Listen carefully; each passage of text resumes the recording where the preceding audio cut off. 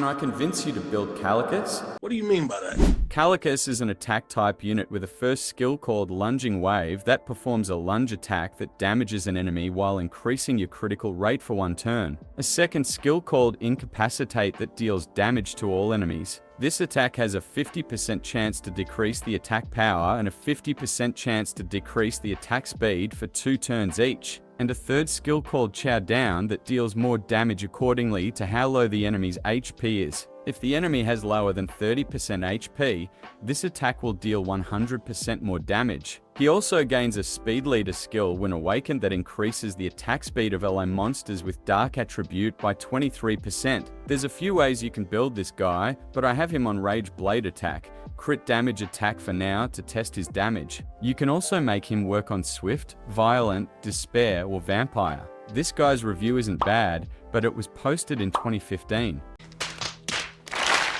So hopefully this video will show you why he's still worth building 9 years later.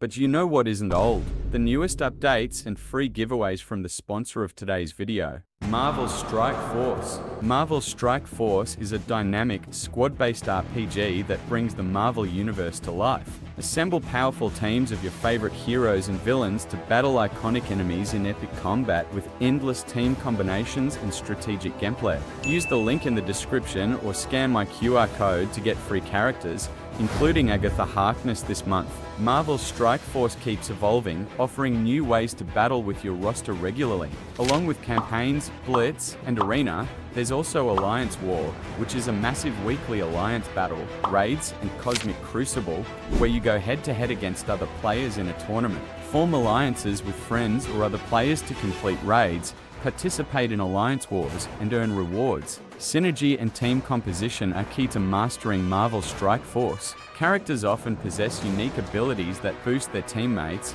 especially those from the same faction like the Avengers or X-Men.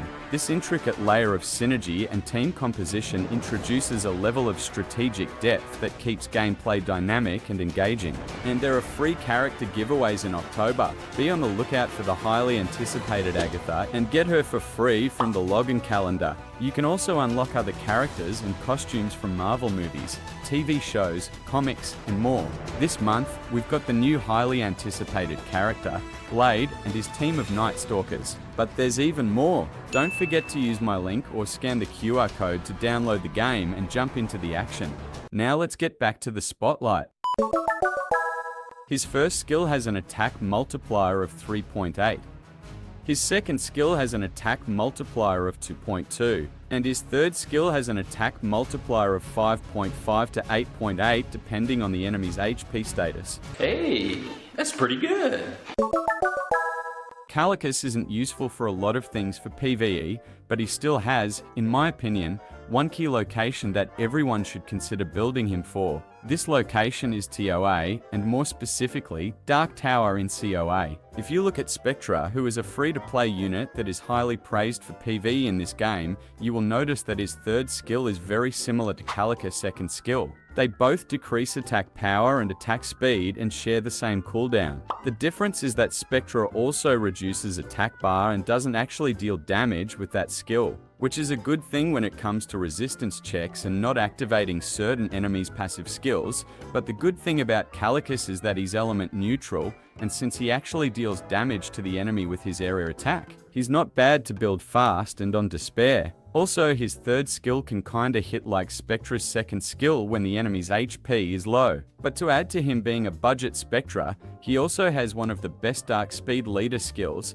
at least if you consider that he's the most free to play out of the rest of them. So if you use him for COA, all of these abilities should be able to help you climb higher. For PvP, I would also suggest taking advantage of his leader skill to use on your all-dark teams. I'm showcasing him against a tanky team I made just to show off how hard he can hit, but I think the damage is kind of overkill. So I would suggest building him with speed on slot too. Also, go either Violent for his low cooldowns, Despair to get the occasional stuns on his S2, or Vampire for the potential to solo. And for Arena, you can use him on offense as a speed leader if you have some good Nat 4 and 5 stars to pair with him. It's not a team to strive for, but it can still work well until you get a better speed leader. And his skill kit allows him to do good follow-up damage and apply debuffs for safety.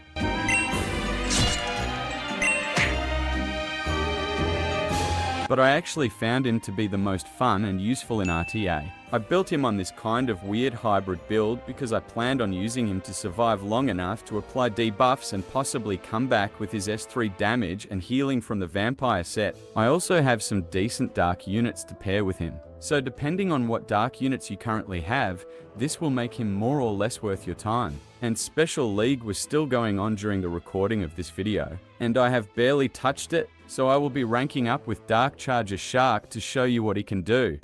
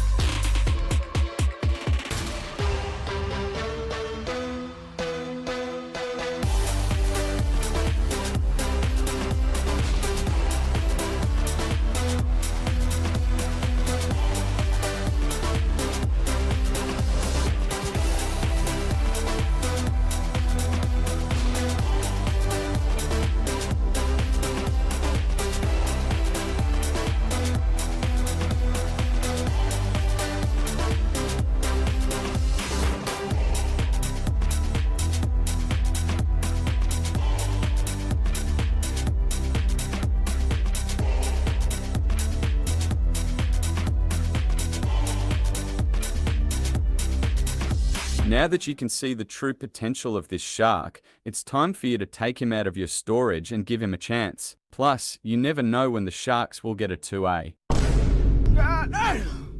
It's hard being a slick head. But it's real being a slick head.